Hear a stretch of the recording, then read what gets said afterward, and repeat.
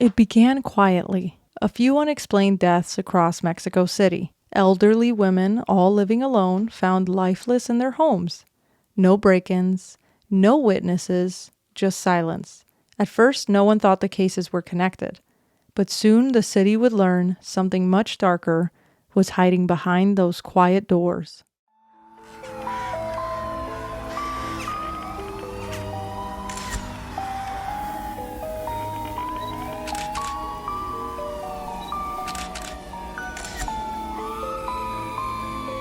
Welcome back to Macabre Mondays, where mystery meets the macabre with your favorite Deadly Mary duo. I'm Ale. And I'm Tom. Your guides through the strange, the sinister, and the spooky. Spooky, spooky, spooky.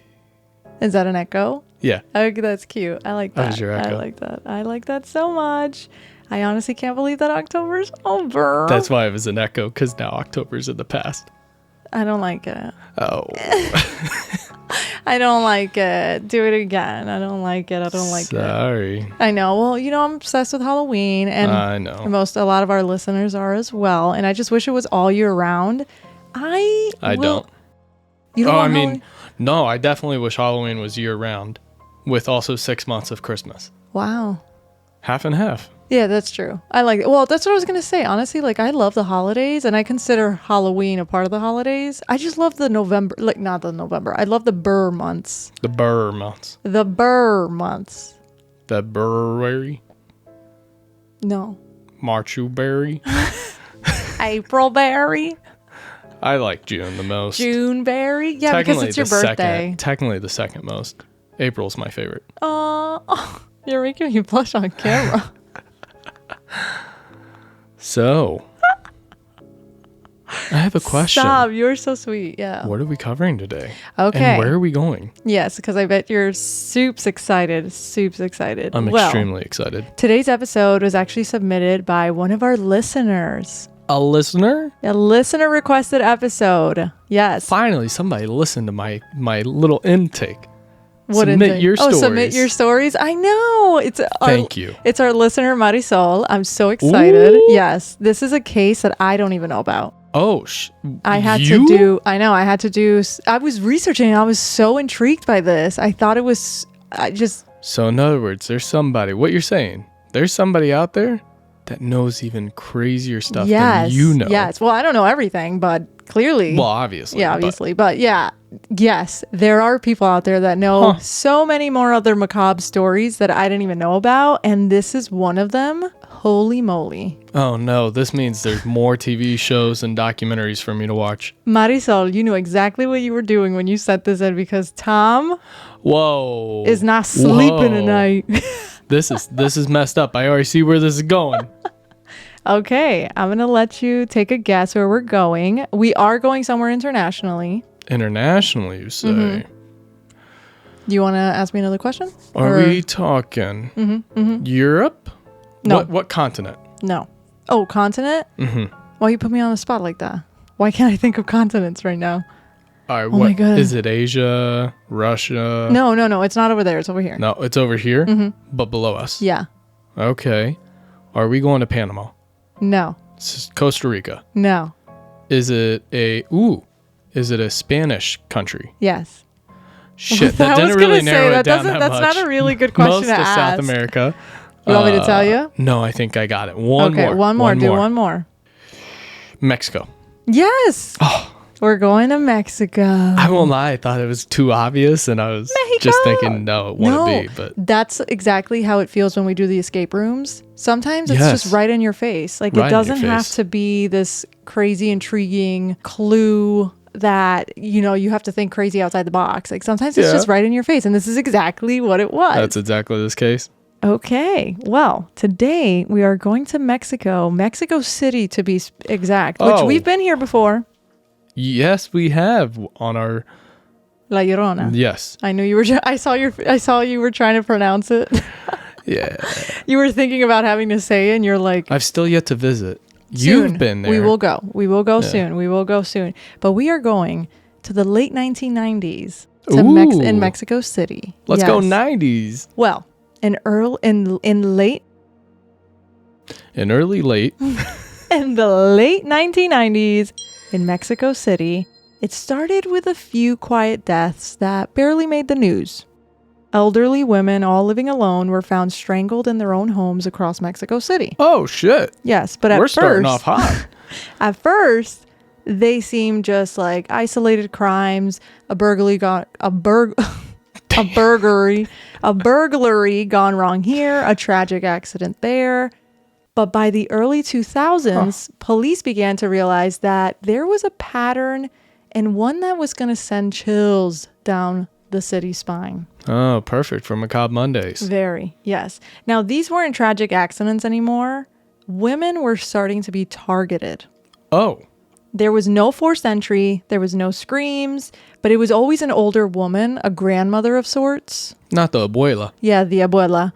Laying lifeless on her living room floor, and whoever was doing it was still out there committing these murders. Your face right now. You're like, where the hell are we going with this, and why are they targeting the abuelas? I was going to say, 1, they cook the best.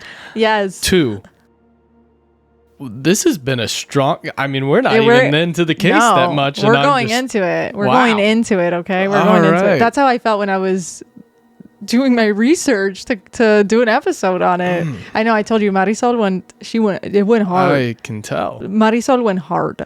Whispers began spreading through the neighborhoods.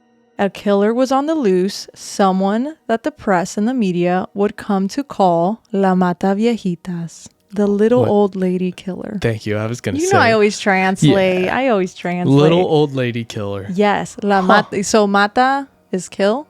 Viejitas is old. Like, but when you put because it's the itas, so it's like cute. Well, then you say little, then you say little old lady. Yeah. Okay. Mata viejitas, and then you have the itas, which makes it little and cute. Oh, okay. So it's the itas is cute and little. Yes. Okay. They call this killer La Mataviejitas or El Mataviejito. It really, whichever. Whichever you prefer. The first known victim was Maria de la Luz González Anaya. She was 64 years old, found in her Coyoacán apartment on November 25th of 2002. Okay. Beaten, strangled. Her stomach was also struck several times, and she lay lifeless on her living room floor. Okay. There were no signs of break-in, so whoever killed her seemed that they have been let in. Okay. Neighbors described Maria as very warm, very generous. She shared tamales during the holidays and checked in on other people in her building. Yeah, it's typical abuelita behavior. Yeah. I just like loving, like they. Also, I know you love your tamales. I know you like your tamales. Side note, guys, that is what I like to nickname me and Tom. Like if we were celebrities and we had a celebrity name, it'd be Tamale. You get it? You get it, Tamale? It's our ship name. Our ship name. That's what people. It's like. Oh, that's what they call it. Them. Yeah. Oh, I didn't know that. Okay, well that's us, tamales. The tamales. I only know because I'm a content creator. Okay. Anyways, so whoever had killed her had been let in. Months later, Guillermina León Oropesa was 78 years old, and she was also discovered dead in her small home, and she was known as La Abuela de Todos, so everyone's grandmother. Okay. Yes. She loved her plants, she loved gardening, and one of the pieces of info that I found of her was that she always kept the radio on all day. And when the police found her, she'd been strangled and found dead on the floor with like a little radio still playing. And I was like, oh. I know. Because these abuelas are just... They're just living life. They're just living life. Yes. They're just living life. Yo, who the hell is targeting them? An abuelita? Yeah. How do you target an abuelita? How do you target a grandmother? Like just... It's For weird. real? Yes. Why do you think I was so shocked when I was looking into this case? I feel like sometimes... you think you've heard of it all, and then you don't when you hear something like this, and you're like, what? Like, I mean, this is wild. Right, exactly. Then came Maria Guadalupe Aguilar Cortina, who was 84 years old. She was a retired school teacher who often helped neighbors fill out government forms that they didn't quite understand. So she was super helpful. Yeah, I'm telling you, super helpful. Who be targeting these women? Just wait and see. We just started. She was found strangled in her living room. Now, each new case looked just like the last. There was no forced entry. There's no robbery that made sense. And you'll see what I mean by that. So pin it. Okay. You'll see what I mean by that. Pinning. All right, Charlie Sheen. I know. I need to chill. Just older women living alone, killed in the same intimate and horrifying way. From what I was seeing, though, the killer would use anything around them to strangle them. What the hell? So he's not even going in really with the plan other than that he's just going to strangle them. Right. Exactly. And the killer would use, no joke, anything that they could find around. It could be a curtain string. It could be a belt of a bathrobe. I mean, this is the 90s. Everyone had landlines with the 100-foot cord. Yes. Well, this is in 2002, but yes, we still had landlines at the time. Still. Yeah, but I know what you mean because it started in the late 1990s. Yes. And so anything that the killer could find around them, a cord, pantyhose, anything, would use it. Pantyhose? Anything to strangle them. What the hell is wrong with this person? By late 2003, the pattern was pretty much undeniable. It's obvious that we have a serial killer on hand. Mm-hmm. Okay. That, for whatever reason, does not like abuelas. Does not an abuela serial killer, La Mataviejitas. But unfortunately, Mexican officials, they kind of hesitated to admit that it was a serial killer at first, or they couldn't really admit that a serial killer was operating in their capital at the time because Mexico had actually never officially investigated a serial killer case before. So this was actually their first, that they know of, first serial killer case that's documented in Mexican history. I can imagine being a cop at that time. Yes. So what's the protocol? That they know of too, because when I saw that, I was like, no way. There must have been some serial killers. Maybe they just not. Well, wait till we get into it. All right, wait till we get even more into it. Let's keep going. Okay. In 2004, the number of victims had climbed into the double digits and the city was spiraling. Like they wanted to put a face to a killer and they wanted this to be stopped because they're targeting abuelitas. Yeah. The media named the killer La Mataviejitas, the little old lady killer, and soon that name was everywhere. On the radio, in the newspaper, in the news, everybody was talking about it. They were trying to figure out what they could do. People were absolutely terrified, and I mean, rightfully so, I would be too. Yeah, of course. Elderly women stopped answering their doors. Some cut their hair short or changed how they were dressing to try to look younger. And others just refused to go out at all because people are starting to get, people are scared now. Neighborhoods were organizing informal watch groups and older residents began carrying whistles or even kitchen knives for protection. Yeah, I would too. My grandma would be set up. Yeah, your grandma would be messing everybody up. I would have been like, both your here's grandmothers. How to use chopsticks. They would have been like, listen, I don't need that. I've got nunchucks. For real. My grandma, a little short old little German woman. Yes, and even your other grandmother. Oh, strong Italian. Yeah, I was terrified of her. Yeah, nobody's getting her. Well, police were under immense pressure at this point, as you could imagine. They started speaking with different witnesses who described a person with a strong build, broad shoulders or broad back, big hands, short hair, and some masculine features. So one of the main things I was just seeing is that the witness statements, they were all practically similar, seeing the same type of elements and features. Someone who is strong and burly, okay? But also someone who is wearing a nurse's outfit or carrying some type of purse. Interesting. Your face right now.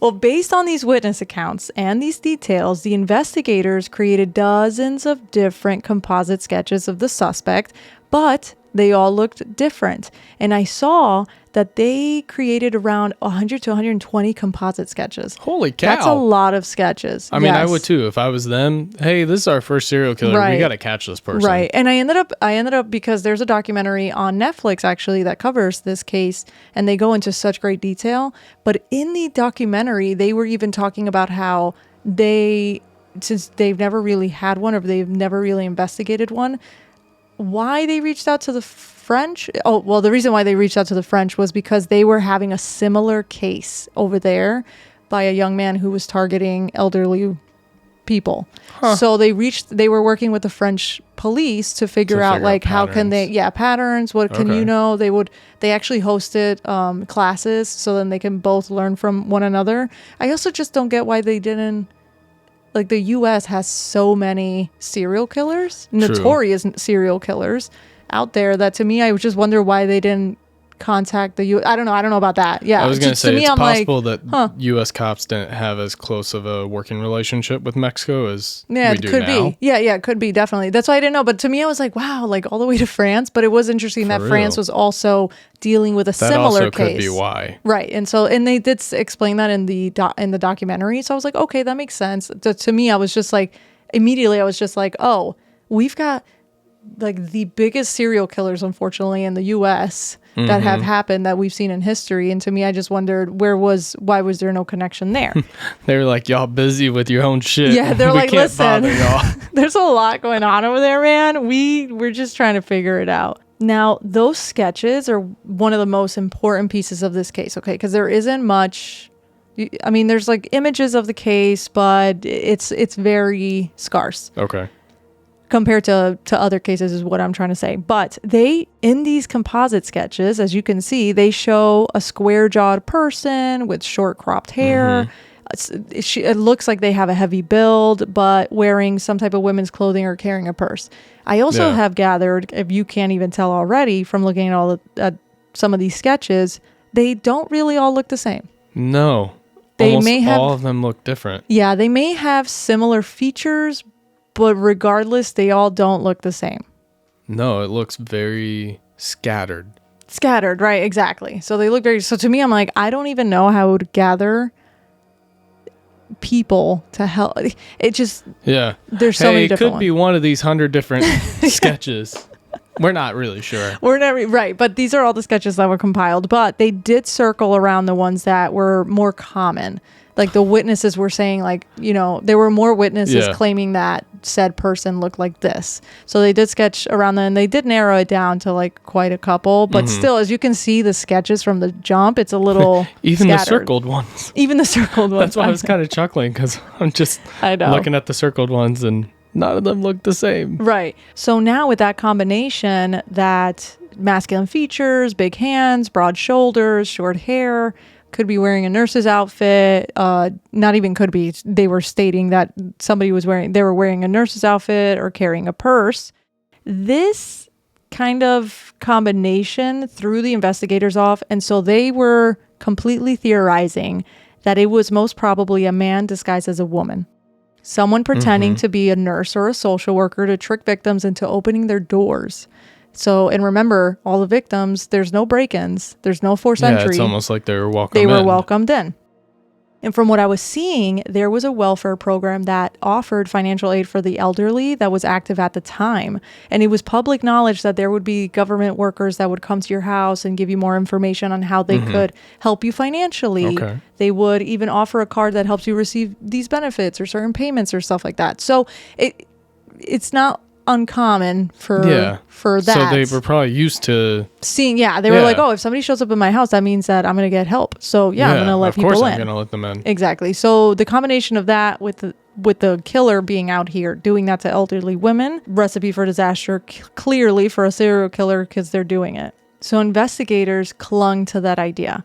They began targeting and detaining trans women, sex workers, and cross-dressers, believing that the killer had to be male. Okay. So they were focused on this. Comparing the composite sketches to their features and looks is what they were doing, which in the documentary, the one that I was talking about on Netflix, they interviewed one of the investigators on the case, Guillermo Zayas, and when they asked him, why did the police think that it could be a trans woman or a cross-dresser, and he responded that it was mainly because the fact that the witness accounts are saying that that the killer was strong. Okay. Burly, and strong, strength. It's probably not They're like, it can't be a woman. It has to be a man. Okay. Mm-hmm. Which also kind of plays in I know in the Hispanic culture, a lot of people, like, women aren't strong. Men are the strong ones, right? And it's kind of like this. Women are seen as petite and. Right. And they couldn't be strangling women out here. I mean, strangling abuelitas out here or anything like that. Now, dozens of innocent people were questioned, were detained, publicly humiliated, and released, but their rights were violated, all because the police were just clinging to this idea that this could be probably the only answer. And from what I was seeing too, they were just like anybody that they saw on the street, like, because they were targeting sex workers and trans women and cross-dressers, anybody they saw on the street that could remotely look this composite sketch, they were just taking them in. And if they didn't, they were just taking them in anyways. Because they are trying to investigate to see who it was that could be doing this. Again, they have no experience running stuff like this. Right. So, but the problem was that they were violating people's rights just because they were trying to solve a case, which is like, that's not really the way we should go about that. Yeah, that makes sense. But even after all that, even after them pulling people off the street to investigate them, it's like they were doing raids, essentially. The murders still continued. So, interesting. So they're not even getting nervous that they're on their tracks. Yeah, who knows? Right, exactly. Now, remember when I said that no robberies were happening that made sense? Yeah. Okay. Well, the investigators started noticing another detail sort of pattern that stood out in several scenes. Small items would be missing. Bits of jewelry, some sums of cash. So they're taking momentums. You mean mementos? Mementos? Mementos. No, they're taking momentum. They're gaining traction, y'all. They're gaining traction. Yes, the killer was taking religious trinkets with them, like crucifixes or saint figurines. I saw somewhere that one of the crime scenes, a Bible was missing. And so, like you said, it's like the killer's taking a souvenir. Yeah. And at this point, that hints at a robbery. Like, essentially, the killer was robbing them, but not enough for this to be the motive. It wasn't money. It wasn't anything valuable. Right. It was more of, I'm just going to take this because it belonged to you. Right. Exactly. And to me, it's like, it's not like you're coming in to murder these abuelitas because you want to take their Bible. Yeah. Exactly. You're not ransacking their house. So the motive, it doesn't really seem like the motive is robbering. My goodness, is robbery. Guys, we are all over this episode with our language. The way that we're English. talking, I'm rubbing off on you. You are.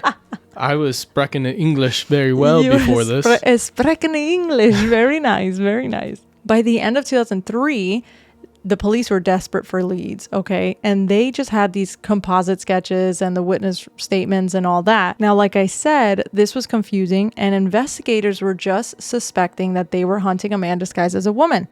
Someone pretending to be a nurse or a social worker to trick victims into opening their doors. So the police doubled down. And at this point, it didn't seem like it was about evidence anymore. It was more about appearances. Okay. Because they haven't caught anyone yet. And the first known case that we know of was in 2002. And it's been like, where's this killer? Yeah. Come on. Are we doing work? You're letting more and more happen, but you guys haven't really shown any traction. Right. And all you're doing is just targeting people we have multiple sketches that you guys are targeting people after. Right. Instead And they're of just not. One sketch. Right, exactly. So, and again, like I said, they were working with like the French police to figure out like ways to investigate this further because they really didn't know what they were doing. And a lot of the times, I don't want to say they didn't know what they were doing, but they've never investigated an actual serial killer case. So this is a new territory for a lot of people as well. Then came April of 2004. The police made an announcement that shook the city, saying that they caught La Mataviejitas. Oh. They caught. Okay. I'm skeptical just with your tone and everything.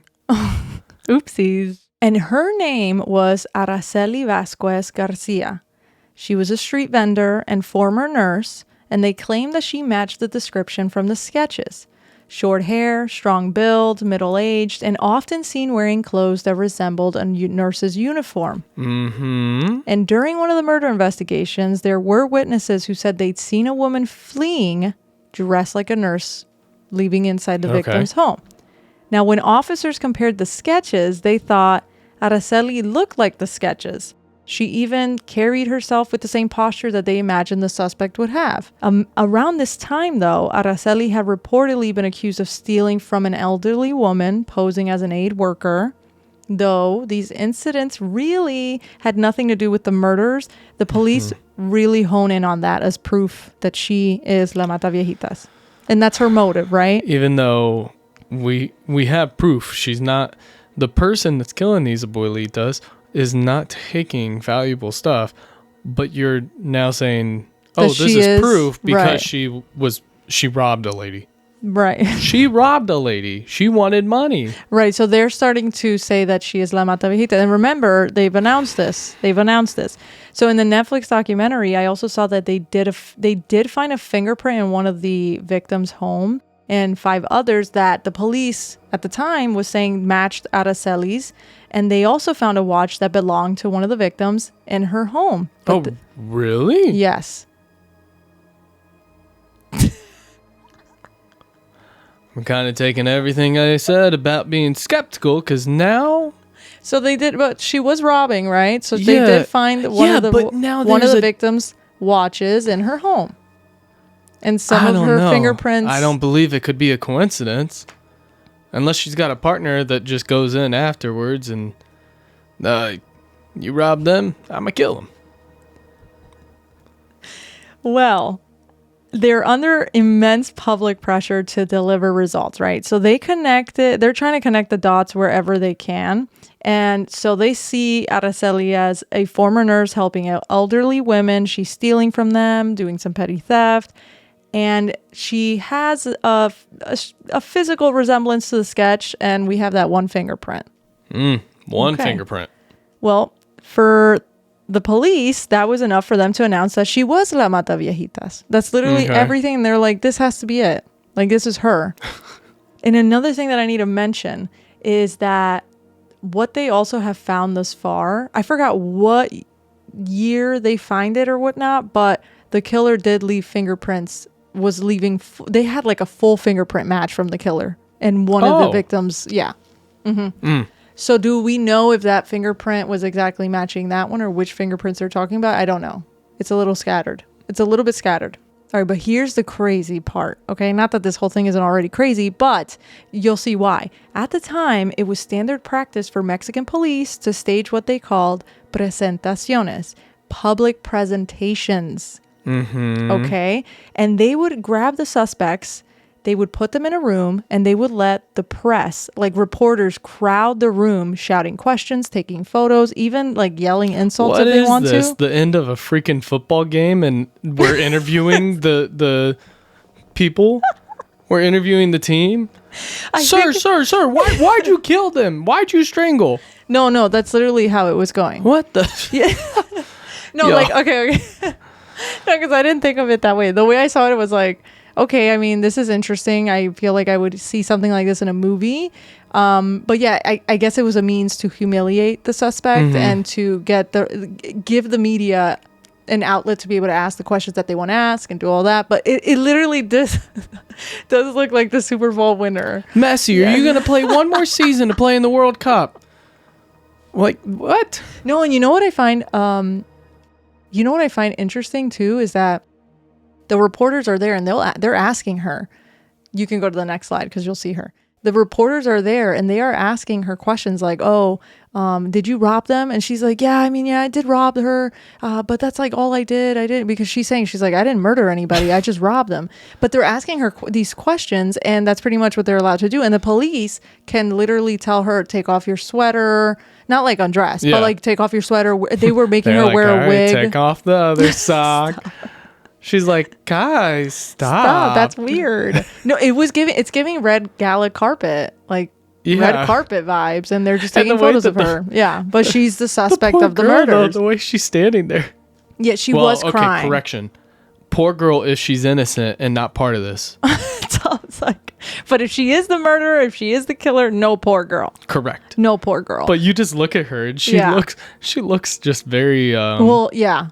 Oh, I guess I'll be here, but it's not I know, me. and she is crying. She is crying in the actual. If you see footage, like there's some YouTube videos of them interviewing her and like what's going on in this presentation room, and she is crying because she's obviously not having a good time. Yes, obviously. Now Araceli stood there while cameras were flashing her, and her name and face would soon become plastered across newspapers by morning, claiming that she was La Mataviejitas.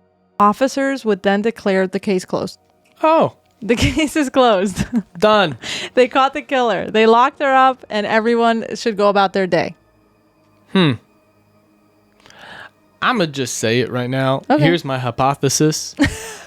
She doesn't look, one, tall enough, just based off of where that poster behind her is. And they did say that the suspect they saw was tall.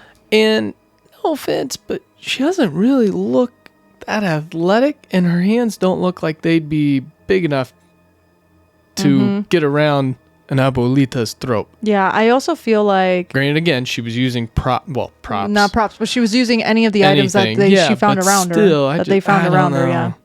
I don't know. Okay. I mean, those are good observations. I mean, she looks like a little old lady. Yeah, and she also doesn't look like strong and burly from the appearances. Like from what I'm hearing, if you're saying broad-backed, broad shoulders, burly hands. Yeah, she looks like she'd be one of the victims. That is a good point. That is a very good point. I didn't see it that way. Yes. Well, no, yeah, and then that's it. Like they locked her up. All right. Well, thank you for listening to this week's Macabre Mondays. Until the murders continued. Oh, so. A few months later, in September of 2004, they arrested Mario Tablas, another supposed suspect, after claiming that he resembled the composite sketch. He was also found wearing a nurse's outfit, a blonde wig, and a stethoscope, and had a Bible with him. Interesting. Why'd you take that person's Bible? That was abuelita's. Yeah, but you also know Bibles are so, like, anybody can have a Bible. Who knows? Nah. Thomas doesn't trust anybody in this episode. Well, he was allegedly linked to 8 other cases, but just like Araceli, there was no conclusive evidence that proved that they were the serial killer. It was just, So then why are you in a blonde wig with the stethoscope? It seemed like he was either robbing or he did. Okay, here's what happened. Here's what happened, okay? Dude, this is so crazy. This happens, they arrest him, they detain him, and they actually sentence him. Okay, so he actually gets sentenced. They sentence him, yes. They sentence him to 70 years. Holy shit. He dies in prison, but the whole time he has been saying that he is innocent, that he had nothing to do with those murders. So did the murders keep going? Until the next murder. Later in 2005, authorities commissioned a clay bust, which was this clay molding figure of the suspect's face based off of all the witness accounts. And if anything, at this point, I feel like it only fueled more panic, because at this point, if you look at the clay bust, it looks like this could be anybody I know. It looks like it could be anybody you know. I will say yes. But I mean, like, it looks like it could be anybody on the street. Generic, yeah. Generic, essentially generic, yes. And again, I totally get it. I'm not trying to be the Debbie Downer, the negative Nancy, because they're going off of what they can. Yeah, but you guys, it seems like you guys have done this twice now, and you guys still don't have your person. Tom is so over it. Well, they did actually. What'd they actually do? Hold on. So the authorities, they commission a clay bust, right? Which was this clay molding based off of all the witness accounts. And remember, their first known victim of La Mataviejitas was in 2002.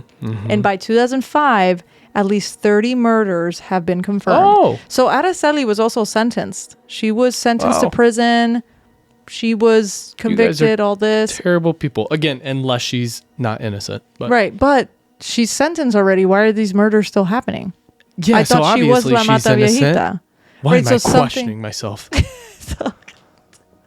I am so upset with this case. It's got me feeling all types of ways, throwing me up, down.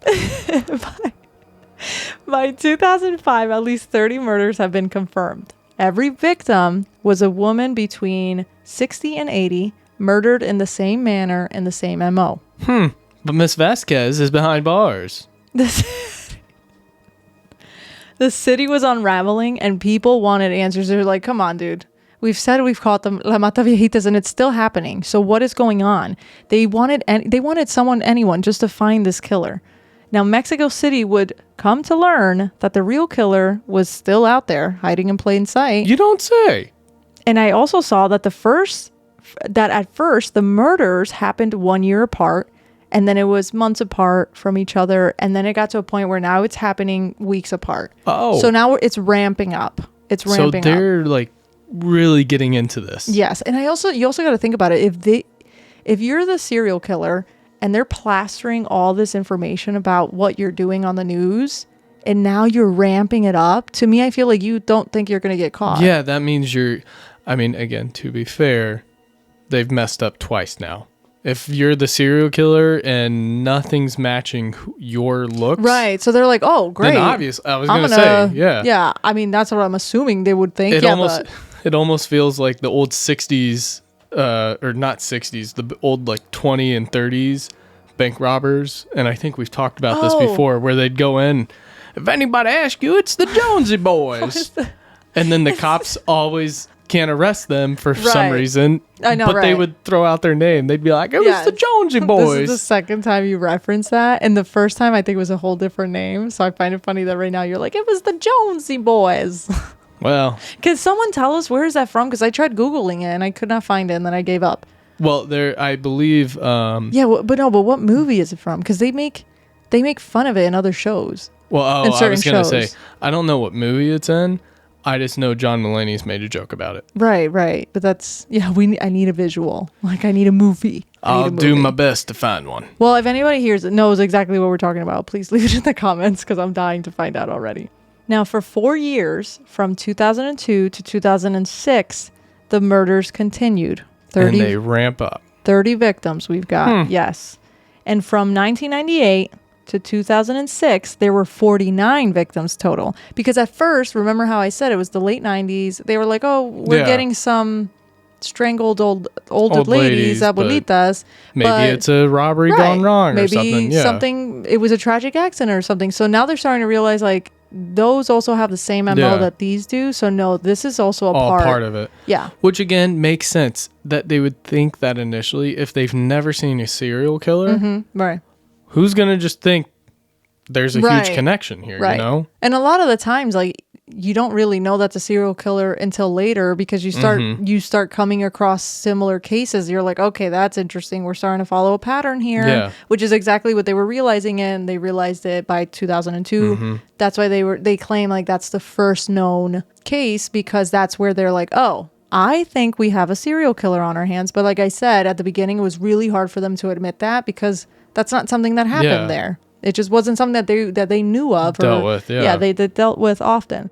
Now, it was late morning of January 25th of 2006 in Venustiano Carranza, a quiet neighborhood in Mexico City. Inside a small home lived Ana Maria de los Reyes Alfaro. She was 82 years old. She was known for being very loving, caring, beautiful person inside and out, and she would leave little notes for her dear friend who was her neighbor. His name is Joel, who would come by because they would always like check on her and they would always hang out. And he's in the Netflix documentary, they interview him. Yeah. And he says that like they would always have a blast together. They would do things together and they were just really close, really good friends. Mm-hmm. She enjoyed smoking cigarettes, feeding stray cats, and keeping her apartment spotless, which classic abuelita move. Classic abuelita move. I was going to say, my abuela was the same way. Yeah, classic abuelita move. Mine is the cats, I think. But she had cat statues. Well, she liked to feed stray cats. Oh, okay. Yeah, she fed stray cats. That morning, there was a knock at her door. A woman stood outside. Masculine, neatly dressed, carrying papers that looked official. Mm-hmm. She said that she was working for the government's social welfare department, helping senior citizens with benefits. Ana Maria welcomed her in. Sometime later, that same visitor took the stethoscope hanging from her neck and wrapped it around Ana Maria's throat and strangled her with it. Freaking person. Murdering her. Yep. Horrible. Now, another thing that I was looking, because I saw different accounts. Either she strangled her with a stethoscope or with something else, like a item in her home or some sort. Mm-hmm. But if it is the stethoscope, I was very curious and like, is that a common thing for social workers to wear or government aid people to wear stethoscopes? I feel like I've never seen a social worker presented as a doctor with a stethoscope. And so that's what I saw, like, because I was doing some Googling, and it isn't common for social workers in Mexico to wear stethoscopes. But this was just another piece of the evidence that was a part of the killer's disguise, almost giving them like this air of a nurse or a government health aide, a person that you trust. Hey, I'm here to do your insurance on your car. Why do you have a stethoscope? Why do you have a blood pressure monitor? Don't ask about it. Why do you have an EKG reader? Like, what? Why do you have an MRI machine with you? Where's the CAT scan? What? No, exactly. God. And so, which it also made me think though, because you ever been out and you see someone in scrubs and you immediately are like, oh, you just Doctor. have, oh yeah, and you have a much more Yeah. trusting aura or gravitational towards it because you're like, oh, they probably know what they're talking about. Full They know what they're transparency, doing. those are the people that I start analyzing the most. I'm like, what are you doing outside of work? What kind of person are you? Okay, that was creepy. I like it. Well, because in work they're always so professional, right? and No, they I know have what you this mean. like, Yeah. and it's same with teachers. When you, Oh, I feel like anytime you see a teachers. teacher, I'm gonna call it in the wild. Anytime you see a teacher in the wild outside of school, you're just like, oh, so You're like, you go out wow. drinking with all your friends on the weekends. Why are we at the same bar? That's interesting. Yeah. You should be at school. Like that's where you live. What are you talking about? real. No, but that's a good point. I do that too sometimes. So Ana Maria's neighbor Joel actually came home to find her front door open. Inside, her room was ransacked, and he saw her body lying in the living room floor. And when he noticed that, he heard a noise. Get out. He sees a woman in a red raincoat speed walking away from the house. Sorry. I don't know if you just heard that. That Oh, is scared she the dreaming? shit out of me. She's dreaming. Phoebe is dreaming, and all of a sudden, all I heard was, Oh, okay. Yeah, no, she's dreaming. Yeah. That scared the hell out of me because it was right as you were saying. I heard a noise, and then I hear Now that. you know how I felt with last every time. You'll be like, huh? I'm like, why would you say that right now? Yeah, you don't like Oh it. god, did not like that. Okay, so he's inside he's inside. He notices her room is ransacked. He sees Ana Maria's body lying in the living room floor, and he hears a noise. Mm-hmm. He sees a woman in a red raincoat speed walking away from the house. So he decides to run after her and starts yelling in the streets, calling for help to get everyone's attention. As he should. Thankfully, police at this point, I was seeing that they were actually scouring the streets during the day, like going up and down the streets, always Yeah. patrolling the area. Basically just trying to be out there. Yeah, and have trying more to of a be out there. presence. Yeah, and to see that Okay. they could catch the killer The because killer. they don't know anything at this point. Yeah. So when Joel was yelling for help, there was a patrol car nearby, thankfully, and were able to catch the suspect just a few blocks away from the house. Yes. As they should. When they grabbed her, she didn't seem to resist, and she just kind of like went with them. But one of the things that I was seeing was that she was also very quiet and calm. Like it seems like she had in the Netflix documentary too, they were talking about how the cops that arrested her were saying that when she was in the car, I guess she had lunch with her. So she pulled out like a sandwich and just started eating it. Like very calm. Like she just wasn't like nothing's As if wrong. you didn't just kill somebody. Right. You didn't just murder somebody and then head on your way out. Yes, exactly. What a random ass thing. It's just the most randomest thing Well, ever. It's 1 p.m. Guess I'm eating lunch. It's like, I can't miss lunch. I'm hypoglycemic. Like, the hell? So weird. Well, with her, they found a bag. It was like 2 bags, but one of the bags, regardless, the bags, she had stuff on her. They found fake IDs, food bank ID cards for seniors. They found wrestling business cards, which is a lucha libre. Yeah. Okay. That's the type of wrestling that's why there. she's strong. A receipt for wrestling rentals, pension paperwork, blood pressure monitor, pendants, chains, some religious figurines, and a key that had a description on it that said, "The Lady of Silence, professional wrestling female world champion." Bruh. Mm-hmm. It is Nacho Libre. Like, what the hell? Yes. And also, This just took a whole... I won't lie. When we first started talking, the minute you mentioned it was a brolic person, some said it looked like a girl, some said it looked like a man. Initially, my mind went to, I wonder if it's like a female boxer. oh, like Yeah. does some type of But at the aggressive same sport. time, I was just kind of thinking, most people in aggressive sports like that are it's odd, but they're some of the least aggressive people outside of that sport. Oh, I see what you mean. So yeah, I also yeah. was just not, interesting. No, we're not done yet. Oh, Well, they come to find out that her fingerprints actually match those of 10 previous murder cases. would you look at that? Would you look at that? We actually have something to go off of now. You best send Mass Vasquez home. Her name was Juana Barraza Samperio, And just like that, on the morning of January 25th, 2006, Mexico City's long-standing nightmare was finally caught. She was 48. She was a mother. She was a former professional wrestler, lucha libre, and the woman behind one of Mexico's most chilling crime sprees. That's wild. This is now their first ever documented serial killer. Yes. Now, Juana Barraza, from one of the information that I was seeing, she was born on December 27th, 1957, in a small town in Hidalgo, Mexico, about 2 hours northeast of Mexico City. Now, her childhood was a lot of poverty, a lot of neglect, abuse, and violence. Her father left when she was very young, and her mother was an alcoholic who used to beat her and often disappear for days. Not very good role models here. No. Tough childhood. When Juana was just 12, her mother traded her to an older man for 3 beers. Oh my gosh. Yes. And he would come to abuse and rape her for years because... Jesus Christ. Yeah. And I think like he took her away from the house because mom sold her to him. Now, she ended up becoming pregnant twice. There's a lot of varied information about certain areas in her childhood. So this is just some of the things that I found. I don't know exactly which one is as accurate or not, but she became pregnant twice and lost both pregnancies. Her mother never came back for her. But by the time that she returned home as a teenager, she couldn't read or write, and she carried a lot of deep anger towards her mother. And because of this, by extension, it seems like she turned that anger towards older women in general because she hated them. She hated her mom. Yeah. Hence, she hated them. She had to take out the... Yes. Wow. So that resentment clearly festered for years, and it was boiling and all that.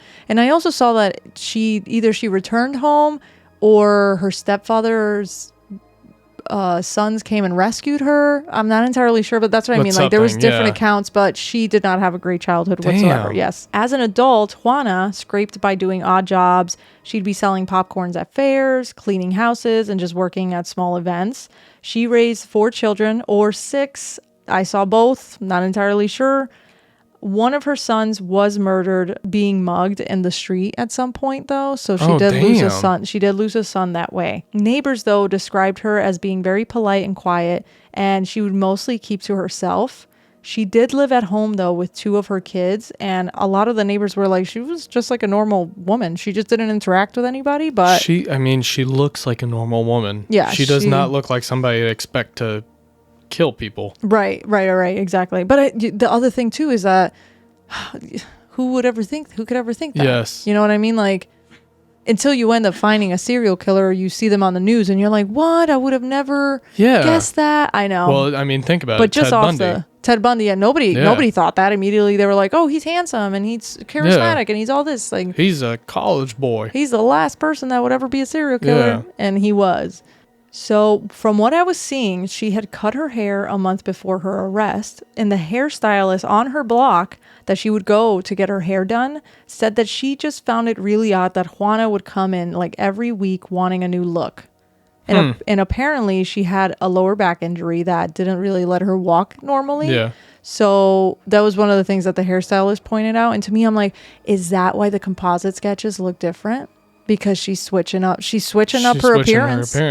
She's switching her appearance. Because most serial killers weren't doing that. Yeah, they weren't. And if she's got short hair, if she's got long hair, who knows how she looked during these times. So yeah. I thought rather interesting. Now her one outlet and her escape was La Lucha Libre, Mexico's very colorful world of professional wrestling. Yes. It's pretty much, for those of you who don't know, it's a spectacle of masks, heroes, villains, known as técnicos and rudos. So we've got like the heroes and the villains. It's like the OG WWE. I was going to say. But so much better and kind of more comical. Theatrical. Yeah, yes. I was going to say, I feel like it's more theatrical. And I'm not saying like WWE doesn't get creative with their outfits, but here it's like you're wearing masks, you're wearing suits. One of them could have a cape. If you want a good intro, 10 out of 10 recommend Nacho Libre starring I love Jack that they do so Black. Funny. Yes, they do play along with that, and it's just a funny kind of introduction to the lucha libre. Yes, it is really. I thought it seems super entertaining. It's a big thing in Mexico. in Mexico. And so that was pretty much her only escape. And Juana loved it. Okay. Which is an important piece of info because the way that the victims were strangled, police said that it was similar to a headlock, but with an object, like using something. Mm-hmm. And in La Lucha Libre and in this wrestling world, that would be a common move, right? Okay, yeah. So now they're starting to see like, okay, where this is it's interesting. Coming from. Right. The wrestling ring gave her kind of control and power that she never really had in real life. So she trained, she built muscle, and eventually created her own persona called La Dama De Silencio, which is the Lady of Silence, mm-hmm. which is also interesting.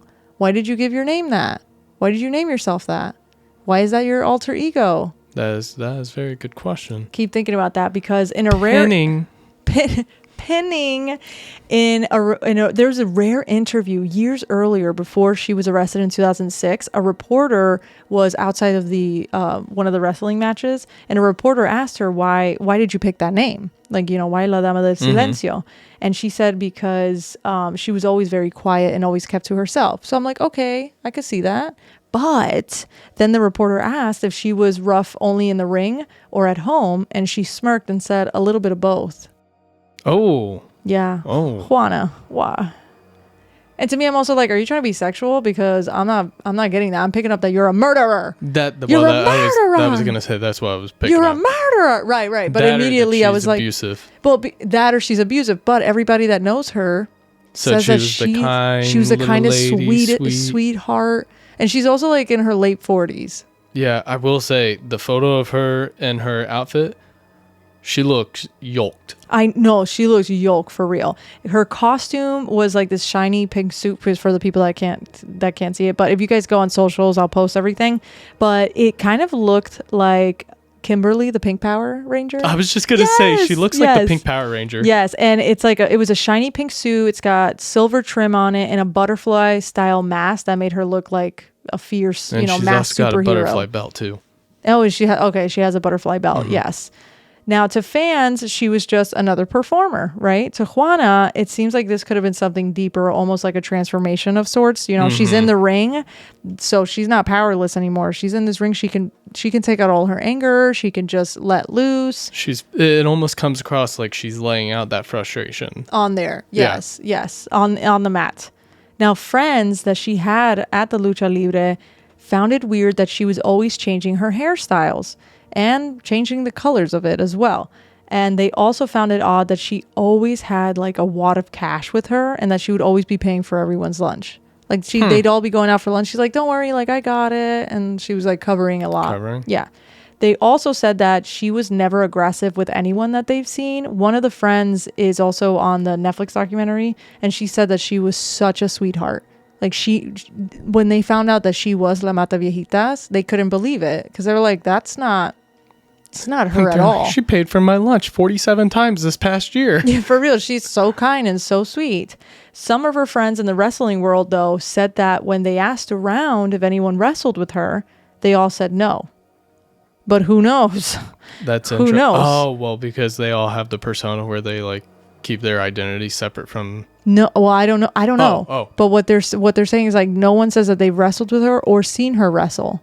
So is this just a persona she created for her? Like, is this something that she wanted to do? Oh, or maybe she did. Saying. Yeah. But then there are some accounts that I read that she did wrestle and she got injured, hence why she's got that lower back pain. Well, you said that's why she can't. The interviewer, he interviewed her outside of a match. Yeah, but right? she wasn't like in her getup. Oh. So who knows? She could have also been selling promotional. Yeah, I don't know. Interesting. But the way I'm seeing it too is that if this wrestling, like if I'm wrestling, right? And a reporter's asking me, "Oh, what's your name?" blah blah, and I'm like, "Oh, this is my gamer tag or whatever." It's because I'm wrestling. Yeah. True. But again, who knows? She could be a liar as well. But so that's my thing. There's no like concrete evidence that she did proof that she did or didn't. So regardless, she could have just been promoting wrestling matches and she created her own. Because if you think about it, persona to promote it. Yeah, and if you think about it, anybody could just create their own costume and be. Well, I was gonna say, think of how many times have we been in Mexico. Again, not Mexico City. Still want to go there. But how many times have we been in Mexico? And one of the things that you see in the local shops, not as much in the tourist area, but in the local shops, you'll see a lot of the mask. Yeah, they'll the sell the masks. mask and get ups and so stuff. like I could do, and plus like I know people be sewing. They've got arts and craftsies. Mm-hmm. You know what I mean? Mm-hmm. You know what I mean? Now, when the investigators did go inside her home, though, they found apparently it was a mess. It was an absolute mess. She did have an altar in her home that was dedicated to the holy death spirit. So it was just like a saint. Yeah, it was a saint. And her house, in her house, she had a poster that looked, it was, like a poster, almost kind of like a movie poster. And it was her posing in her lucha libre outfit. Interesting. Yeah. And in that photo, because I'll post the photos, but in that photo, she even has a belt with her. So to me, I'm like, it looks like she world is champion. Right. So to me, I'm like, I think she did wrestle, but again, it's neither here or there. Nobody, like, for some reason, we just can't figure out if it was true or if it wasn't. Here's my thing. Now, you could easily I can order a belt like that online. True. But at this time, in the 2000s, yeah, early 2000s, internet was powerful, but maybe you could really, if you really wanted to, maybe the thing that I know growing up, if you wanted one of those belts, you had to go to a WWE store and buy it straight from them, or you had to go to the WWE store online. So maybe think of it this way. Maybe she's always there. She's promoting these wrestling matches. And they gave it to her as like an honorary thing? Yeah, could have. Who knows? Again, but who knows? She could have bought it off of them. I don't know. Who knows? She also could have wrestled. Who knows? I really did not find out any other information other than even her friends were saying that, I've never wrestled with her, so I've never even seen her wrestle. But neither here or there. She was La Dama del Silencio. La Dama del Silencio. Sorry, gotta make sure I wanted to really say that, like, really get it dramatic, out there. Super dramatic. Now, when investigators pieced her story together, the motive was starting to become disturbingly clear. Juana was targeting elderly women because they reminded her of her mother. Women that she saw as cruel, judgmental, and dismissive, which is the MO her mother. Yep. She disguised herself as a nurse or a social worker or a government aid employee, carrying fake IDs and pension paperwork to appear that she was legitimate. She'd knock on the door, she'd offer assistance from the government welfare department, and once she was inside, she'd wait for the right moment to strike. She would strangle her victims using whatever was at hand, stockings, electrical cords, telephone cables, even a stethoscope. In some cases, the victims were beaten before they were strangled. So I don't like... maybe it was just... who knows? Maybe they reminded her even more of her mom? Right. Yeah, who right. knows? Like, I feel... Yeah, to me, I see it as... I would think of it as if some of the victims were beaten before they were murdered, she must have been... Yeah. She must have been... Something's going on up there that she felt the need to even release more anger towards this one lady. Now, police later noted how methodical her attacks were, though, because... she was always very deliberate. She was always strong, like overpowering them. And she was always very quick. Because if you think about it, she'd go in. Oh, hi, I'm here to help you. She gets let in. Oh, let's talk about this. Maybe put out a little tea or something. Boom. Strangles them. Takes a trinket and then leaves. Probably happening all within 10 minutes. I mean, that's what it seems like the first one. Or not the first one, but the one that she got caught from. Right, that she got caught from. Yeah. Yes, exactly. And the only reason... Thankfully, Joel was there when he showed up, and unfortunately, he says like he hates that he showed up late because work actually had it was this whole thing. But thankfully, he was there and he saw her, and then he was able to get help. Yeah, for real. Because if not, then who knows? Who knows how much longer this could have gone? Exactly. Now, her wrestling years had built serious upper body strength. Clearly, you see how yolk she is. No, she's big. She's big. Giving her the broad shoulders and the power that confused witnesses and police early on, thinking that it could be a man. But she didn't really need any weapons because most of her victims were small and frail and trusting. And like... I'm just saying, even against... I don't think I'm that small, but I feel like I'm pretty built. No, she's burly. Just saying, she looks like she could... It looks like she could pop like 4 watermelons between her thighs. Yeah. And with her arms, individually, she could pop 3 watermelons each. You're like, and at the same time. No, she's yoked. Like, yeah, she definitely got muscle on her for sure. No, for sure. Which, if you think about it, if you find that shocking, imagine the police, because They were so certain it was a guy. They were so certain. They were caught up in the fact of that. Like, they didn't want to interview other people. They thought it was a guy. If I was a cop and some of the sketches looked very feminine, and then all of a sudden this is the person that goes running past me, and I realize there was a murder that just took place, and I see them go by, instantly I would look at her and say, there's some connection here. You know what? Yeah. I don't think it was a guy now. Yeah. No, right? That's what I mean. And they were shocked because on top of that, they were so enthralled in this idea that it was a man, but also this is their first serial killer and it's a woman. The chances of that are a lot. So, yeah. Yeah. I think, and I was reading somewhere, because when I was researching the case, that also caught my attention, because you usually hear about serial killers who are men. Not very much serial killers are out there of women. There are, but the statistic is a lot low. Yeah. Yes, and so they said 85% of serial killers are male, and the other 15 are female. So it is a lot more common for a man to be a serial killer, which is, I think, what they were going by, because you're also saying a woman serial killer. Yeah, it doesn't. That doesn't especially add up to with them. strangulation. That's another good point. Now, remember, Juana sometimes would steal small things, cash, jewelry, religious trinkets, whatever. That it didn't seem to be her goal, but she would take some type of souvenir with her. And investigators would later end up finding crucifixes. They would find crucifixes, saint figurines, and personal mementos from the victims inside her home, keeping them like trophies. One detective described her crimes as part ritual, part release. So like each act of violence, he said, looked like she was reenacting a rage that started long before the killings. Which we've kind of determined. Right, that's where we gathered. Now there's even footage of her in the interrogation rooms where they ask her to demonstrate how she strangled her victims. Really? Because the cops are like, hey, show it on Miguelito. How would you strangle him? And it seemed like she was almost excited to show them. Like when you see the video. Oh God! If I was the person that was the. I know, if I had to be the guinea pig, I'd be like, all right, it's the newest cop. They're like, all right, you're gonna be the guinea pig, and I see her grinning. I'd instantly be, I quit. I'm done. That's what I mean. And so she's doing, and it's just the way that she's doing it is so calm, and and then I would do this, and it just feels like so to me. Like you're psychotic. Right, and you're not scared of. I don't know. I mean, I don't know how you should even react in that situation, but excited and calm doesn't seem like one. To me, from what we've seen, any serial killer usually isn't. Oh yeah, no, clearly they're not up there. The equilibrium is off. Something's off there. Yeah, no, I agree. And another thing that I thought was so macabre was that one of the investigators asked her for her autograph for evidence purposes, right?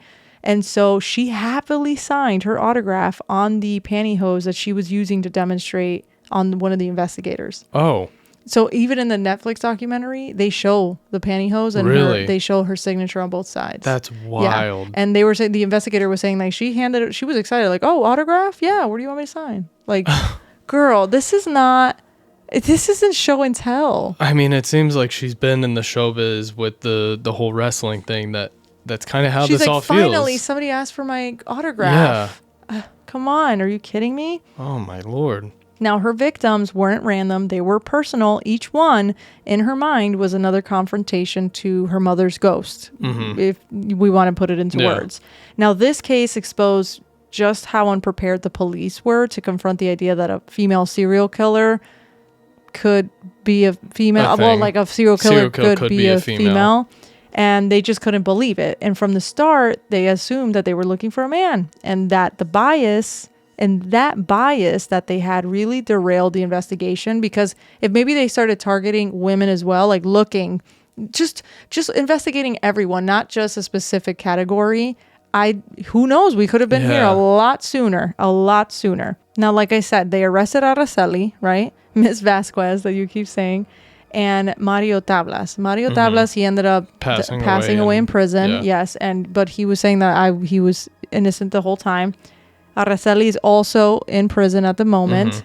But before they arrested Araceli, they actually tried to arrest another woman who she did oddly look a lot like the sketch that they had at the time. Yes, like literally down to the T. And her name was Matilde Sanchez Gallegos. But there was no sufficient evidence whatsoever, so they couldn't. Yeah. They let her go. But they did do another public presentation with her as well. Mm-hmm. So, but that just goes to show that they're like, it seems like they were grasping. Yeah. At this point, they didn't really care about the evidence. They really just cared about putting a face to the name. They just want to close this case because also you imagine the political the public of it. too. Yeah. Yeah. And then, exactly. So the arrest of Matilde and Araceli and Mario all became public spectacles, complete with photographs and insults and all this false reporting that they were La Mataviejitas, but that clearly wasn't the case. Yeah.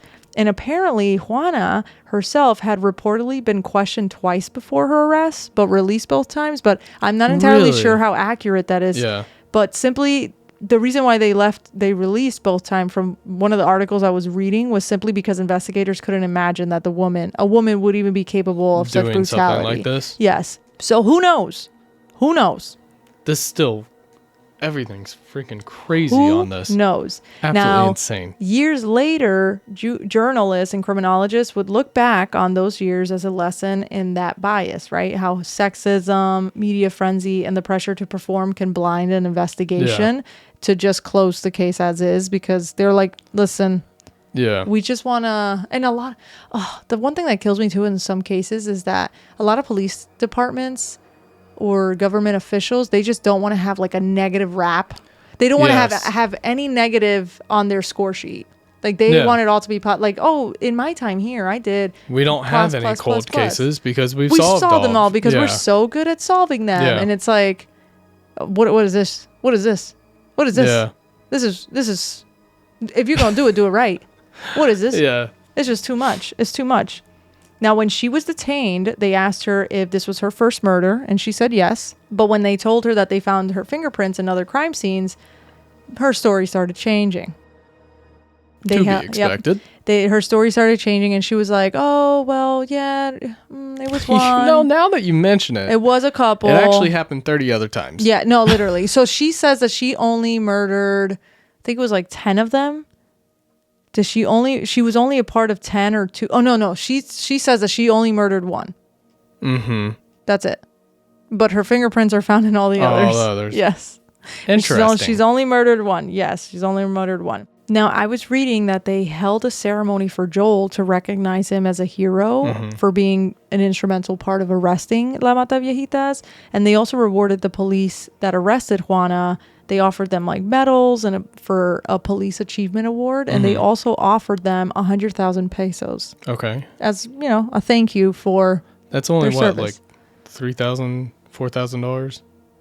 $5,000. $5,000? It was like $5,400 that I converted it. That's still really good. That's really great. Yeah. It's like a bonus. They're like, thanks for arresting. The cop that wasn't even supposed to be on that block that day. I thought of that. I would just be, woohoo! No, I thought of that. I for some reason I thought of what movie was it that we watched? Was it Naked Gun? Yeah, Naked Gun. The one that we watched with Liam Neeson? Yes. And I just kept thinking about, imagine being like, he's the one that gets everything wrong, but then he's like, I don't know. I was like, he's the one that get everything wrong, but then he actually is the one that gets the bonus. Yeah. Now, I felt fucking horrible watching the Netflix documentary because they interview Joel, Ana Maria's beloved neighbor, and the last abuelita that was Juana's victim. And he's literally crying, just saying that he didn't feel like he was a hero because he wished he could have just rescued her instead. Yeah. And like I said earlier, it seemed like he was running late from work. Like work was running late, so that what made him show up a bit later. There was like a chain of events that led him. More unfortunate. Yes, exactly. In 2008, Juana Barraza Samperio went to trial, and she was charged with 17 murders and 12 burglaries. Damn. And police suspect her in dozens more, of course, but they don't have the full evidence. And now we're going based off of evidence. Yeah. Now we're going based off of evidence. This is common with most serial killers. Yeah. It seems like they can always get most of the murders put on that person. Right. But they can't definitively say all of these were. Right. Yeah. Right. Her fingerprints, the stolen items found in her home, and her partial confession were enough to convict her. And at this point, I'm like, okay, This seems more of like where we should be moving. Where we should be moving, okay? Not just being like, well, you kind of look like it. Yeah. I think we're just going to prosecute you to prosecute you. How about you head to Case jail? closed. Literally, though. The judge sentenced her to 759 years in prison and 17 days. Damn. I was expecting a big number. I was not expecting that, though. Yes, in which she responded that she didn't agree with it. But beggars can't be choosers, honey. In Mexico, though, the reason why this was an intense number that has never been seen before, because in Mexico, by law, no one can serve more than 60 years. So the message was clear that she's going to never be able to walk free. And they're kind of using her as an example, right? Yeah. Hey, don't do crime or else we're going to lock you up for 700 years. Yeah. So this was kind of like a sense of justice for the government, and this is kind of how they wanted it to show it. Yeah. Which is also just kind of like a political sentence, really, because she's like in her she's 48. She's not going to survive another. If she does 60, she's going to be dead. But you want to let's hammer it in. Yeah, let's hammer it in. So while they read each of the victims, because they're telling her we're charging you for the murder of this victim, for said victim and that victim, she responded with, just add some more, seeing I'm like your patsy, like who cares, just keep adding them. She's like, add them. Weirdo. She's like, just keep adding them. Like she really was like, didn't care.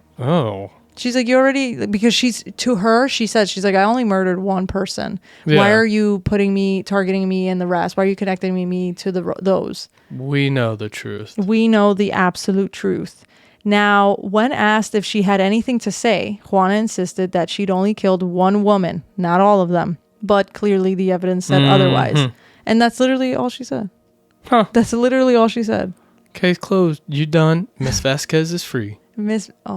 Well, her trial marked the end of one of Mexico's darkest modern crime sprees and the start of a national reckoning, not just about violence, but about how a woman like her could go unnoticed for so long. Now, today, Juana serves her sentence at Santa Marta, Acatitla, a women's prison in Mexico City. She runs a small taco stand in there because apparently she had nice behavior. You can run a taco stand? Well, it doesn't look like taco stands that you're thinking of. Yeah. I know, but still.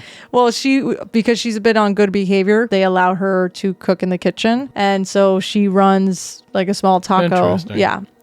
And she for other inmates and stuff, and she leads basic workout sessions in the yard. I could definitely see that one. Yes, I could definitely see that. Some inmates call her Doña Juana. Okay, what's that mean? Like Madam Juana. Yes. And others just kind of keep their distance. She even married another, like she got married in prison. Okay. This is women's prison, right? Yeah, but I'm just saying, like, she got married while she was in prison, not with another. Oh. Yeah, she got married while she was. But when they met in person, she said that the spark kind of disappeared, and later they divorced. Yeah, so they're no longer together anymore. Strangled his ass. Oh my God. Imagine. Well, no, she doesn't hate her daddy. She hates her mom, even though her dad also left. So who gets the trauma there? But who gets you? The trauma she's got. It's different. It's complicated. Now, she occasionally still gives interviews, and from what I'm seeing, she's still and there are interviews of her talking on YouTube. She's very calm and polite, but she's always very measured. But she has stated that she's only doing interviews unless you're paying. Oh. Yeah. So she's like, you want to hear what I have to say, then you're going to have to pay. And I think her price is 10,000 pesos. So, which is like $500 or something, but that goes a long way in prison. I'm assuming. I'm gonna assume that goes a long way in prison. But even in those like prison interviews that I was seeing, it's kind of hard to tell whether she truly really understands the scope of what she did. Yes, or even if she maybe simply just accepted that it's a part of who she is. I don't know.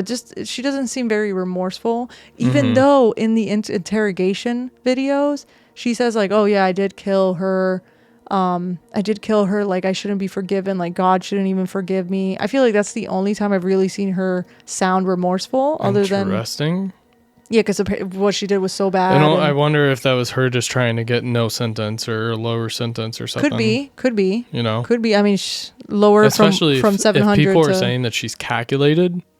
Right. you know. But she's also super calm. She's very measured.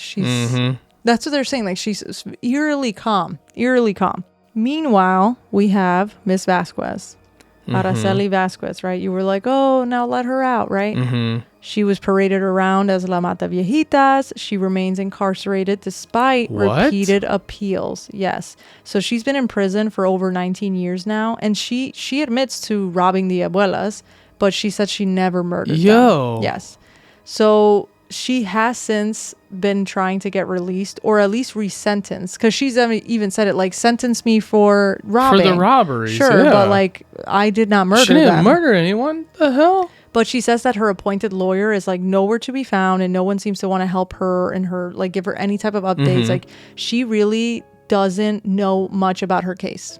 She doesn't know because no one tells her anything.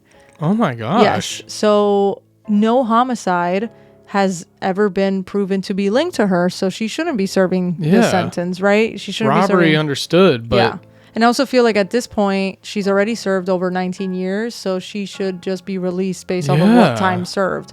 But so she states that the investigators didn't care, that they just wanted to close the case even though she didn't really match the suspect's profile. And she was even saying that when she was in the interrogation room, allegedly, they were saying, one of the investigators was saying, oh, just throw on the murders, like just throw them all on her because she looks semi-close, right? It'll just work. Lord. So that's allegedly what she said was happening in there. And remember, they said that there was a fingerprint that matched? Well, that really didn't match any of the cases, and no witnesses ever picked her out of a lineup. Wow. So they actually so there's kind of zero evidence of her even being like them saying like, oh, there was a fingerprint that we found that looked like similar to the ones in the other cases. Wasn't true. It wasn't true. So the investigator in the Netflix documentary that I mentioned before, Guillermo Zayas, even stated that she didn't really fit the description 100%, but their duty was to investigate all the evidence they had. So to me, when I hear that, I'm like, I don't. So what you're saying is that you didn't investigate it the way you're supposed to. Literally. I guess like this is your way of admitting fault, but it was an interesting way to admit fault.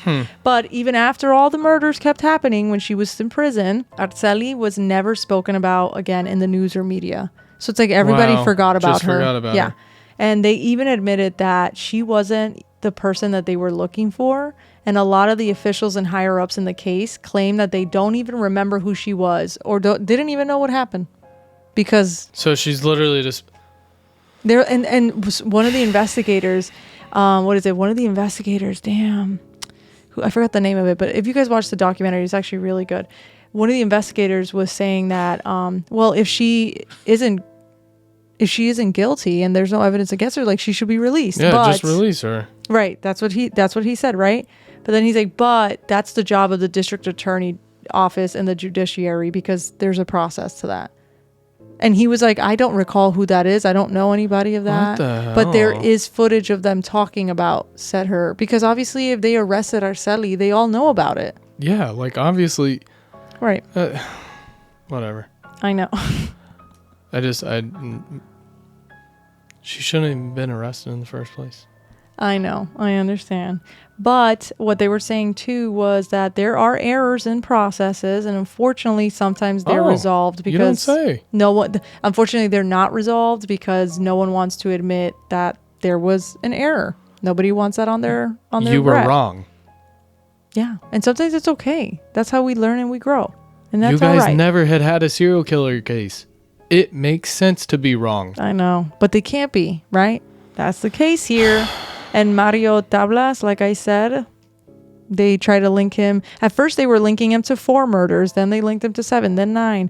But he said that he never did it. He was sentenced to 70 years in prison, and he died still saying he was innocent. And it just kind of leads you to question, why would you process and sentence someone if you have no concrete evidence to put them away? Yeah.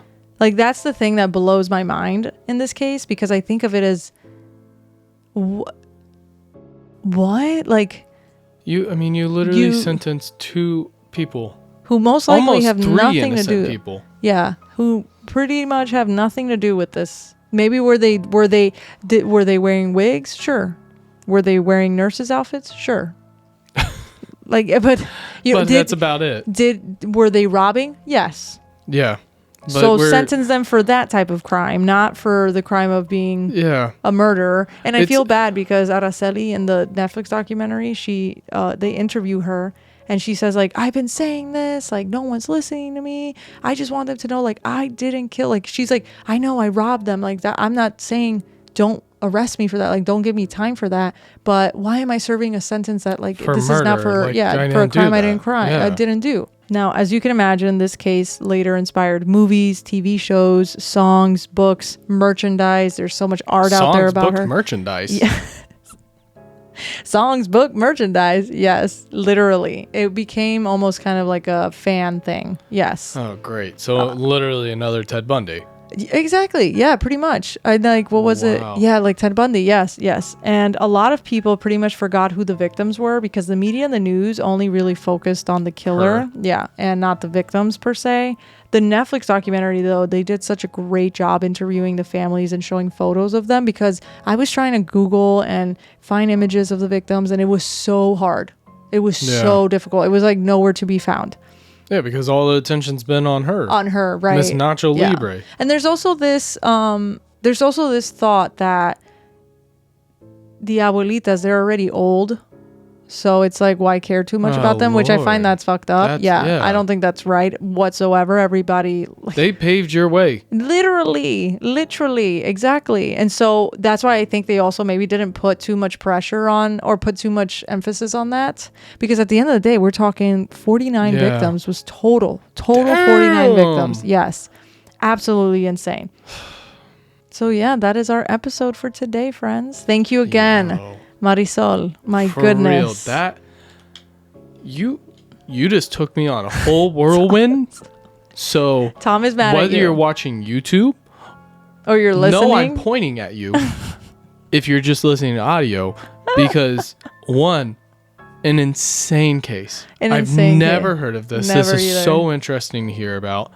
I can't believe I'm saying that because if this was 4 years ago when we first met. Because fun fact, nice, by the time that this episode's out, we will have already passed 4 years of officially being Biff Gifts. Oh, yeah. We're Biff Gifts. Yes. Yeah. Our boyfriend-girlfriend anniversary. But if this was 4 years ago, when that had happened, and my wife said, oh, we should listen to this true crime thing, I would have told her no. Because she terrified me. Guys, I'm training him very well. And now I'm sitting here saying this is interesting. What has happened? Oh my God. Yeah. What is happening? Brainwashed. What is happening? What is happening? Molded. Oh, malleable. Sometimes I feel like Mort from, what is it? Oh, yes. What is it? Wait, what's the movie? Madagascar. Yeah, it's like Mort. Yes. Prince Julian. That's literally me. Get off the feet, Mort. I love it. That was a really good Prince Julian. Thank you. You're so silly. You're so silly. I can't. But honestly, no. Thank you for sending that in, Marisol. It was so great. I honestly had learned so much about it that I was even calling all my Mexican relatives. I called Fabi. Damn. I was like, yo, Fabi. She know anything? Because she also lives in Mexico City, in Coyoacan. And I called Fabi and I'm like, Fabi, have you heard about La Mataviejitas? And she's like, yeah, that was all over the place at the time. The famous sketches were insane. She's like, they almost framed my ass. No, she's not. She's not viejita. But she was telling me that it was crazy at the time. Like it was a tough time. No, I said framed her ass. Framed. Not they almost got her. What do you mean framed? In other words, they almost put her up for the crime. That's what I'm saying. Yeah, but you said she's not old. Yeah, because they put her up for the crime. She's not. I'm saying that she's not. They almost said that she was the killer, not the victim. Why did I think? I'm like, yo, Fabiola's got like the babyest skin I've ever seen. That woman looks 20 years younger than what she I'm really almost is. Positive she listens to some of these episodes. I am not about to have Fabi come flying down here and kick my ass for thinking that I'm calling her she's old. Like, pinche pendejo, ¿qué dices en tu podcast? No, we would never. No. Oh, I got you. I get what you're saying. Yeah. I thought you meant that she would be the victim. I'm like, why would she be targeted? She doesn't look old. She looks not a day over 40. Neither does your mother. She looks good. They look good as hell. It's a Hispanic. Me no speak Hispanic. Oh, no. Okay. Me no speak English. Only Hispanic. But anyways, yes. So she was saying that it was all over Mexico City and that the composite sketches were really famous composite sketches because everybody was seeing different ones at all different times. But she just said that when they caught her, like everybody just felt like it was a relief. Yeah. Like a lot. You could just feel it from everybody that it was a big relief. Huh. Yeah. And then I also I also messaged our other friend Tere asking her, she's not from Mexico City, but she is from Mexico. Yeah. And she was saying that she had heard of the case like in the news, and she also watched the Netflix documentary, but she didn't really know much about it. I was like, okay. So with that, just know the bar's been set. Submit your stories. Hit us with the stuff that we don't know about, because this was insane. That was so cool to learn about. Yes, I know. That was very interesting. Crazy case. And I'm glad that they did finally catch the actual murderer, but I do feel bad for those that their rights were stripped, that they just didn't really care about, and the whole time from what I was researching, the investigators were just saying, well, we had to investigate. And like, I get it, but man, you just left a sour taste in people's mouth the way you handled this the first one that you guys have. Right. I think I would have literally been, but again, I'm not a cop or anything, or I'm not in the government officials and stuff, but me in my own imaginary world, if I was in a situation like that where I'm an investigator, I'd be reaching out every one of their mom. Like like all the other countries, like, hey, what do you know that I don't know? What do you know that can help me? But again, I don't know. Yeah, I don't know how that works. There's probably a lot of other red tape there that I don't know about. That's why I said my imaginary world. Like, this is how I think it works, but you let me know. But before we say goodbye, in Mexican culture, especially during Dia de los Muertos, which was this past weekend, which means it's the Day of the Dead, there's a belief that you die twice, once when your body leaves this world, and again when your name is spoken for the last time. So saying someone's name out loud is almost like a sacred act of remembrance. Okay. And it's really how you keep their spirit alive, their alma alive. And that's why people place photos on their ofrendas, their altars, or you have photos around the house, and you light candles and you say names during prayer, or you tell stories about lost loved ones. Yeah. So for today's episode, before we close out, I just wanted to take a second and say all their names, to keep their memories alive and to honor the women whose lives were lost, and also to bring some peace to the families who are still mourning. Now, I got all these names from the Netflix documentary because I could not find all of the victims' names. And that's what I mean, like the doc that they did on Netflix, I think they did such a great job at also looking at things through the victim's eyes, because at the time the media was not doing that. And also, before I start, I just need everybody to know, and Mexico is honestly, in the Hispanic community, it's very common for you to have like 5 surnames. I was going to say, that's the one thing I feel like I've noticed the most, is that these names are about 17 names long. Yes. It's very common. It is very common. So you're going to hear a lot of that, and there may be some, I'm going to try to space them out, but I just want to say their names and give them a place to live as well, so we can remember who they were. In 1998, Maria Amparo González, Concepción Carranza. In 1999, Regina Jiménez Peña, Consuelo Ortiz González. In 2001, Victoria Alicia Domínguez y Solís, Margarita Margolis Canisberg. In 2002, María del Carmen Juana Montalvo Ruiz, María de la Luz González Anaya. In 2003, Manuela Torresillas Ventabal, Guillermina León Oropesa, Alicia Cota Ducón, María Guadalupe González Juanbel, María Guadalupe de la Vega Morales, María del Carmen Muñoz Cote de Galván, Gloria Enedina Rizo Ramírez, Lucrecia Elsa Calvo Marroquín, Natalia Torres Castro, María Eugenia Guzmán Nogüez, María Guadalupe Aguilar Cortina, Luz Estela Viveros Padilla.